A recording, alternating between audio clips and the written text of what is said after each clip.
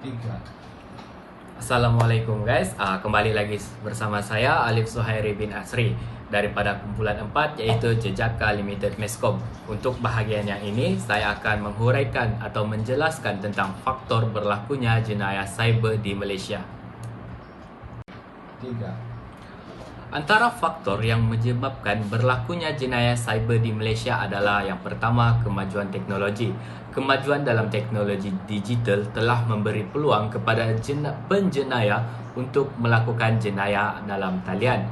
Perkembangan teknologi seperti rangkaian sosial telah mewujudkan persekitaran yang memudahkan penjenayah untuk melakukan serangan atau kecurian data. Tiga. Untuk faktor yang kedua pula ialah dari segi anonymous. Seperti yang kita tahu, anonymous merupakan seseorang individu yang kita tidak kenali atau latar belakang atau identiti individu tersebut. Internet membuka peluang kepada hacker ataupun anonymous untuk melakukan jenayah cyber. Selain itu, anonymous ni juga mereka boleh menyembunyikan identiti mereka dan beroperasi dari lokasi yang terpencil.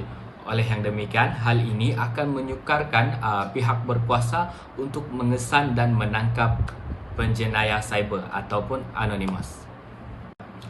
Untuk faktor yang seterusnya adalah kekurangan kesedaran keselamatan. Hal ini berlaku dalam sikap masyarakat pada masa kini. Ramai orang tidak menyedari tentang kepentingan keselamatan digital dan tidak mengambil langkah yang mencukupi untuk melindungi diri mereka dalam talian. Ini menjadikan mereka terdedah kepada serangan penjenayah cyber seperti pancingan data, perisian hasad atau kecurian identiti.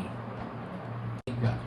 Faktor yang seterusnya menyebabkan berlakunya jenayah cyber di Malaysia adalah dari segi faktor sosial dan psikologi. Hal ini berlaku akibat daripada penjenayah cyber mungkin melakukan serangan sebagai satu bentuk balas dendam, kepuasan peribadi atau menunjukkan kemahiran teknikal mereka.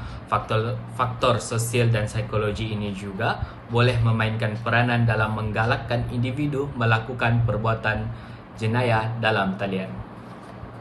Tiga. Okey, untuk bahagian yang seterusnya pula saya akan menjelaskan tentang langkah-langkah mengatasi jenayah cyber di Malaysia. Tiga. Antara langkah-langkah yang boleh dilakukan bagi mengatasi masalah jenayah cyber yang berlaku di negara Malaysia ini adalah yang pertama, kesedaran dan pendidikan. Pendidikan awam tentang amalan kesihatan digital yang baik patut dilakukan di setiap sekolah ataupun di mana-mana saja seperti kempen dan lain-lain. Seterusnya pula, hal ini boleh meningkatkan kesedaran orang ramai tentang ancaman cyber dan kepentingan untuk memastikan diri mereka selamat dalam talian. Tiga. Langkah yang seterusnya pula ialah dari segi undang-undang dan peraturan. Hal ini dia melibatkan peranan pihak kerajaan dalam memperkukuhkan undang-undang dan peraturan mengenai jenayah cyber. Pihak kerajaan juga perlu mewujudkan undang-undang yang jelas dan ketat mengenai jenayah cyber. Tiga. Untuk langkah yang ketiga pula, langkah yang boleh diambil dalam mengatasi masalah jenayah cyber di Malaysia ini adalah kerjasama antara kerajaan. Pihak kerajaan boleh meningkatkan kerjasama antara bangsa dalam memerangi jenayah-jenayah cyber. Selain itu, pihak kerajaan juga boleh berkongsi atau perlu berkongsi maklumat, sumber dan teknologi untuk mengesan dan menangkap penjenayah cyber yang merentasi sempadan negara. Tiga. Untuk langkah yang terakhir, langkah yang boleh diambil untuk mengatasi jenayah cyber di Malaysia ini adalah dengan mewujudkan organisasi keselamatan cyber. Pihak kerajaan boleh mewujudkan organisasi keselamatan cyber yang berkemahiran tinggi dan terlatih dalam menangani jenayah cyber.